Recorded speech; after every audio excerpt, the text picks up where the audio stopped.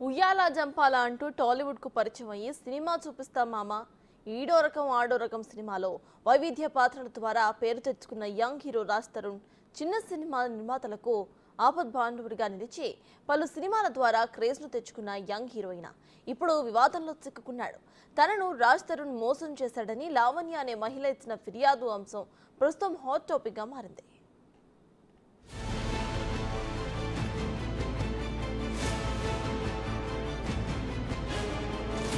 Tollywood hero Raj Tarun Lavanya మధ్య జరుగుతున్న వ్యవహారం ట్విస్టుల మీద ట్విస్టులను తలపిస్తున్నాయి.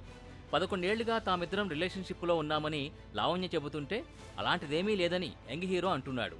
న్యాయం చేయాలంటూ లావణ్య పోలీసులకు ఫిర్యాదు చేసింది. తనని పెళ్లి చేసుకుంటానని నమ్మించి వదిలేసి వెళ్లిపోయాడని ఫిర్యాదులో పేర్కొంది. తాము విడిపోవడానికి హీరోయిన్ మాల్వి మల్హోత్రానే కారణమని ఆమె సోదరుడు మయాంక్పై నార్సింగ్ పిఎస్లో ఫిర్యాదు చేసింది. రాజ్ తరుణ్ని వదిలేయకపోతే చంపేసి బాడీ కూడా మాయం చేస్తామని బెదిరిస్తున్నారని ఫిర్యాదులో పేర్కొంది లావణ్య.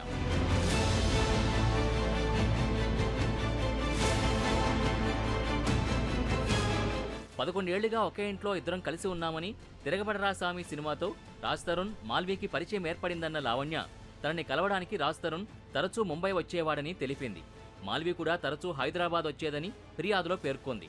వాళ్ళిద్దరి ఎఫ్ఐఆర్ గురించి అడిగినందుకు తనని టార్గెట్ చేశారని, రాజ్ తరుణ్ని వదిలేయాలంటూ మాల్వీ, ఆమె తండ్రి తనని బెదిరించారని లావణ్య ఆరోపించింది. రాజ్ తరుణ్ని వదిలేయకపోతే తనని చంపేస్తానంటూ మాల్వీ సోదరుడు బెదిరించాడని లావణ్య చెబుతోంది.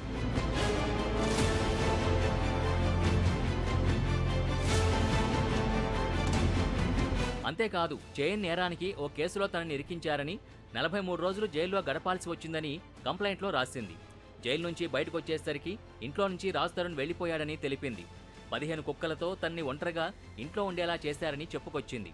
తన జీవితమంతా రాజ్ తరుణ్కి, అతని కుటుంబానికే చాకరీ చేశానన్న లావణ్య కేవలం మాల్వీ పరిచయంతోనే అతను మారిపోయాడని ఆరోపిస్తోంది.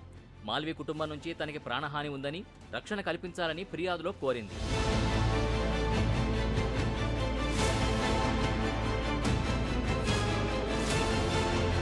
వాళ్ళిద్దరు రిలేషన్షిప్లో ఉన్నట్టుగా తర్వాత ఇప్పుడు ప్రజెంట్ ఈ రాజ్ తరుణ్ ఎవరైతున్నారో ఆమెని సింగిల్గా వదిలేసి వేరే అమ్మాయితో ఉన్నాడు.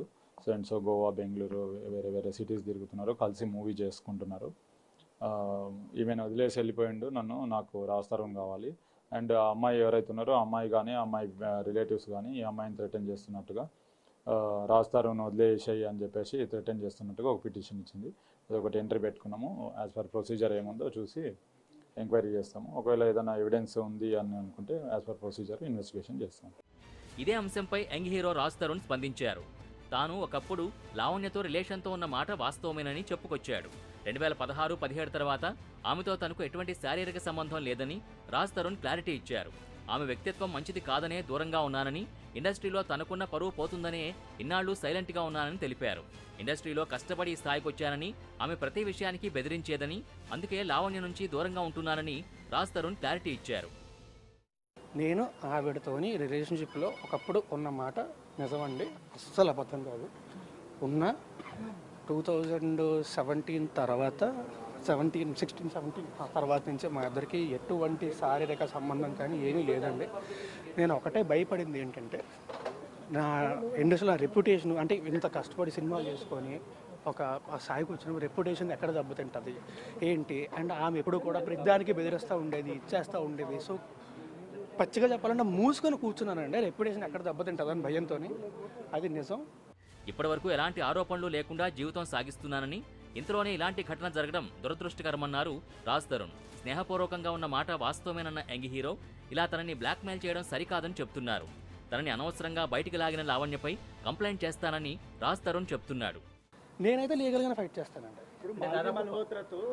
ఏమండి, నేను ఆమెతో సినిమా చేశాను. కొద్ది రోజుల్లో సినిమా రిలీజ్ ప్లాన్ చేసుకున్నామండి.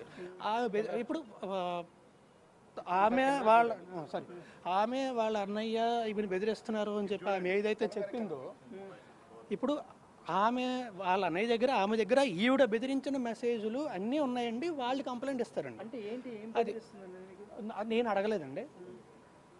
ఈమె చాలా గట్టిగా బెదిరించింది. చాలా గట్టిగా బెదిరిస్తే వాళ్ళు కంప్లైంట్ ఇసుకుంటారంటే అది వాళ్ళు కంప్లైంట్ ఇస్తారండి. నేను ఇస్తానండి నా సైడ్ నుంచి. పెళ్లి చేసుకుంటా నమ్మించి మోసం చేశానని ఒక దగ్గర చెప్తుంది, మాకు ఆల్రెడీ పెళ్లి అయిందని ఇంకో దగ్గర చెప్తుంది. గుడిలో పెళ్లి చేసుకున్నా అది చెప్తే అబద్ధం చెప్పడం మొదలు పెట్టినప్పుడు ఏ అబద్ధం అనేది చెప్తారండి. అండ్ ఆవిడ వేరే అతనితో ఉండి, ఆవిడ వేరే అతనితో రిలేషన్షిప్లో ఉండి నేను ఆవిడ దగ్గర ఉండాలి. ఏంటంటే చిన్న సినిమాల్లోని గ్రామీణ ప్రాంత యువకుడిగా అద్భుత నటన కనబరిచిన రాజ్ తరుణ్ ఉన్నట్టుండి ఇలాంటి ఘటనల్లో ఇరుక్కోవడం చర్చనీయాంశంగా మారింది.